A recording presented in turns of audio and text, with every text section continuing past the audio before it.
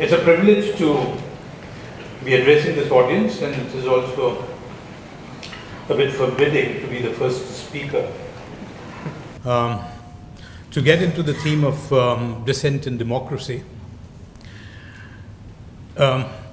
Forbidding also because I think that in relation to the enormity of the crisis that we are facing, in my reckoning, I think democracy has reached the crossroads. And there are only two possibilities that one can imagine from this point of view, which is that either it would be the end of democracy, and it would take a very long time before we are able to reclaim it, or else it may well be that realizing the gravity of the situation and the extent to which it's going to disrupt institutions that have been created over the long term, there might be a phase of what I call as creative disenchantment. And I'm using the word disenchantment in Max Weber's sense of the word, that we would be able to throw out magic, hocus pocus, cobwebs in the mind, and begin to grasp reality on its own terms. We would then realize that probably we were walking the path of the Pied Piper because we were enchanted by it. And it is this extreme situation which is going to force us to realize that disenchantment is what is the need of the hour. A complete and comprehensive questioning of everything that is. And it will not simply do to say that we are going through an authoritarian phase, and all the explanation that can be given of this advance of authoritarianism can be ascribed to a person, to an ideology, to a party that's right-wing. Of course, the right-wing is involved. Of course, there's the investment of a personality into it. But when a crisis reaches that level of depth and comprehensiveness, that it spreads over the length and breadth of a society and penetrates its most profound levels, then rest assured that each one of us, both as individuals or as belonging to certain corporate or professional groups or certain classes, the middle classes, more so the educated middle classes, are complicit in that process. And unless we begin to break through the anesthetic grip of that complicity, there is no escape from returning time and again to that authoritarianism. That's the reason why I said that it is forbidding for me to speak at length, because it means trying to excavate as many layers of the crisis that we are faced with, of the roots of authoritarianism in this country. So the first task is therefore to begin with oneself. And let me begin with two disclaimers, because they are convenient for me to, they are convenient routes into the crisis that I'm referring to. Shabnam issued an advisory that as many of us as possible should try to speak in Hindi to be accessible to a larger audience. Rajdeep put in a very good idea that we shouldn't be speechifying and there should be conversation instead. But obviously, if the conversation is in the form of a snippet, then you don't make much headway. I was for a kind of a middle position where you would get about 10-12 minutes to spell out how you look at the situation, and then spend the next 7-8 minutes that you have, all of us together, in discussing and raising questions and interacting with the audience. I think I'm very close to what's happening in Delhi, for there are several of us who are basically coming from ground zero, where the kind of power that you are seeing entrenched here matured, incubated in Gujarat. And I had a ringside view of how it matures within the university. So anyway, this is a bit off track, so let me come to the two disclaimers that I want to put in, which are in fact underpinnings of crisis in a larger sense, or व्यापक level पे जो वो crisis है, उसके वो प्रतीक हैं, they're indicators of that. And one is that none of us are able to speak in a single language that would be understood across the length and breadth of the country. We speak in multiple languages. There's no such thing as a national language which is indigenous. So And our culture of, the high culture of academics certainly is reliant upon English, the foreign language for communication. We can't talk to the masses in English, and that is an obvious hiatus in our formation as a nation. I think it is an important kind of a hiatus. If the right wing were today to enforce one part of their tripartite idea of creating a majoritarian state, which is Hindi, Hindu, and Hindustan, if they wanted to implement Hindi, the nation would crack up suddenly all around the fringes. So that you don't have a single language which can hold the nation together. And that probably explains why we constantly keep reading into the idea of the nation state, the civilizational idea, which creates its whole its own sets of problems and misrecognitions, but nonetheless that is one big problem. I can't address in Hindi, I can't talk to this audience, I can't talk to the nation across, for the simple reason that I don't have enough grasp of Hindi, nor perhaps do I have sufficient grasp of English. The second problem is a deeper problem. It's also of language, but it is essentially a problem of our conceptual and moral vocabulary. We are one of the most complex societies on the face of this earth. Remember this remark of the historian, Marxist historian E.P. Thompson, who said very clearly that in India, at any particular moment of time, the entire range of world thought is available at the same time, which basically means that we have not been able to distill set principles through which we could weed out that which is no longer relevant or which belongs to the past. And associated with it is also the idea that India has not had a revolution like the West has had. So that explains a good deal of our complexity and the difficulties of bringing about change in India. I would just like to say that, are the best discourses that are available have run against a dead wall by now. There are two that I can cite straight away. One of our foremost public intellectuals, Bhanu Pratap Mehta, speaking about the rapes in Kathua and Unnao, virtually throws the towel, virtually gives up the possibility of being able to explain it, because the title of his article itself is Living Inside a Black Hole, he calls it. One of the foremost public intellectuals who has the rare facility of being able to explain and map a large part of our social reality and describe it even in bold terms as well as in its grains, arrives at the point where he says we are living inside a black hole. There's a complete collapse of our moral compass, and there's no way that we can explain it, and goes on to say, which I'll read out to you. He says, think of the deep divisions that now characterize India. The state, law, civil society now understand only a sectarian language.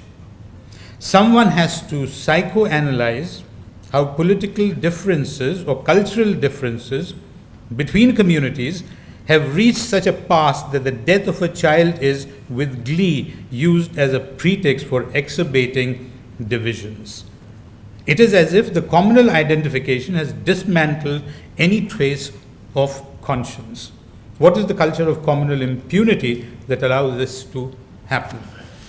So your conceptual language, your moral language breaks down at the immensity and the depth of depravity through which these acts are being carried out. There was one thing that Shabnam was describing about what happened in Gujarat, and that's the reason why I say that I was in ground zero, where the radiation was at its maximum in 2002, and I had the opportunity to see how it unfolded in the microspace called the university, and knew pretty well how it's going to be when it is being extrapolated, when it's being put across to the country, when the tide reach Delhi and spread out.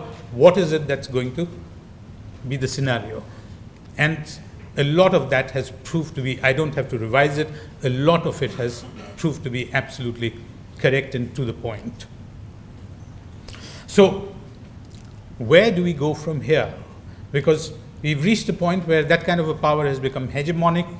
That kind of a power is not something that is only at the upper echelons of power. It has been able to draw upon the repression that is built in our civil society.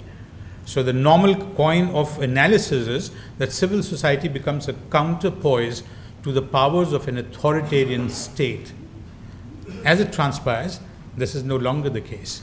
It is civil society itself which harbors repressive tendencies, something which is indicated by another commentator, which I'll quickly point out as, my sampling of what is coming into the public space from people who are insightful. And this piece is by Dissent-Citizens, which talks about the killing of Ankit Saxena, who was in love with a Muslim girl who was his childhood sweetheart. And it's the girl's family which slit his throat and killed him. And Dissent-Citizens' title is, we don't have the time to go at length about it, but the title speaks a great deal. How settled discourses have come to grief, and I don't take us any further in explaining it or providing us with an alternative. She says, a candle lit for Ankit and his lost love and a flickering secularism. I lay emphasis on the word secularism because only a year back or 2 years back, Dissent-Citizens would be an outstanding example at the hands of the right wing to be called a pseudo-secularist movement that was started by Advani himself, now in grief and disarray, would have been called a pseudo-secularist and subsequently was rechristened as a secularist. So this is coming from Dissent-Citizens realizing that there is a strange kind of a silence, there's a disturbing silence in the public sphere, and that there is flickering secularism. One would like to ask that in a society and in a political culture in which, the Congress, for instance, is hugely involved, in a political culture where secularism is simply described as the doctrine of keeping peace between communities, why would that kind of a secularism have a purchase when someone's throat is slit because he happens to be of one community and is involved with a girl of another community?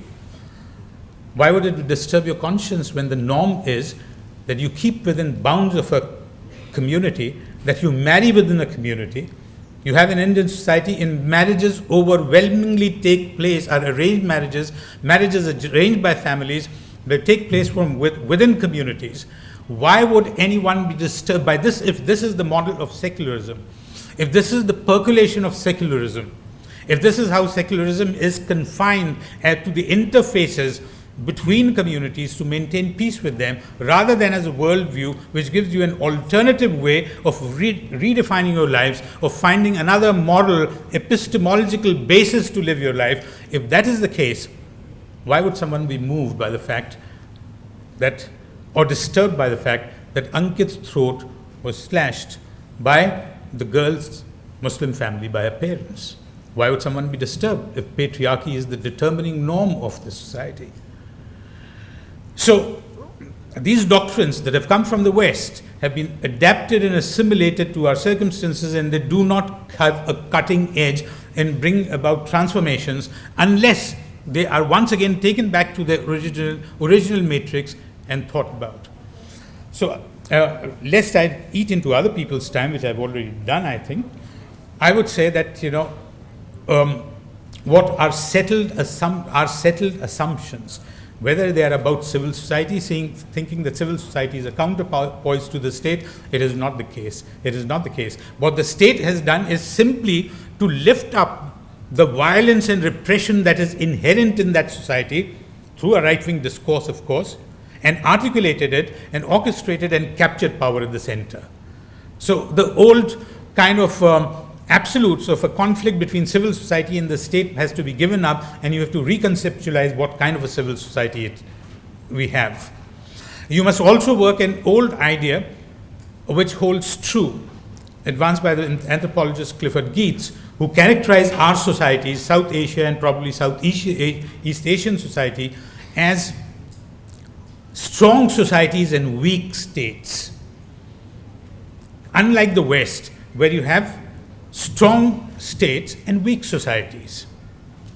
Our societies are strong in the sense that they've dug their heels into traditions, into solidarities, into affinities that are pre-democratic, and the modern state has simply been created around it, which is contrary to the history of the West, where a centralized secular state was created through another kind of a process. I'm not saying that that is to be valorized, and that's the ultimate test. I'm not saying that, but we must also conceptualize our society as having a very different kind of a relationship between a constitutionally modern state inherited from the West and a society which is strongly committed to its roots, and there is a kind of a void that exists between them. The authoritarian state that is has come into existence is something that has pulled on all these repressive patriarchal tendencies that are there, insularities that are in our state, and pulled them up and created an authoritarian state, and it's still in the early stages of creating that state. So unless we problematize this whole idea of the relationship between state and society, and we also problematize the idea of what we call the citizen, if we are ready to participate in cutting down liberties that have been guaranteed to us as citizens, then to that extent we remain unformed as citizens. So there is some problem historically and sociologically in our formation as citizens. We are not completely citizens in our composition. We are not citizens in our model economy. We are not citizens in the way we relate to each other, because we are constantly being filtered through the communities to which we belong, through the insularities to which we belong. We have got a very tame idea of secularism, which does not challenge our assumptions, which does not allow us to relocate our inner selves, our being, in a different direction, which would be in synchronicity with the constitutional values of modernity. There is a lot more to be said, but I don't wish to take any more time. I've already taken a lot, and leave it to the rest of the speakers. Having disappointed Rajdeep for having speechified, but I thought that some trajectories have to be indicated as to where we are going to pitch the crisis that we are facing. I think the crisis is all round, and the responsibility now is on us as individuals, rather than pointing a finger up there and saying that man is doing it or that regime is doing that, because that Superman, the Pied Piper, exists because we want a Pied Piper. We want to follow the Pied Piper. So long as that tendency remains, it will be the case. It will be the case that Pied Pipers would keep coming amidst us. To democratize the society, the way is to realize the shortcomings of citizenship in each of us, and then through a critique which is individually and collectively arrived at, start a movement of citizens which will not be dependent upon political formations, because political formations are mired in caste and communities, pre-democratic forms of constitutions and styles of living. Thank you, Abe.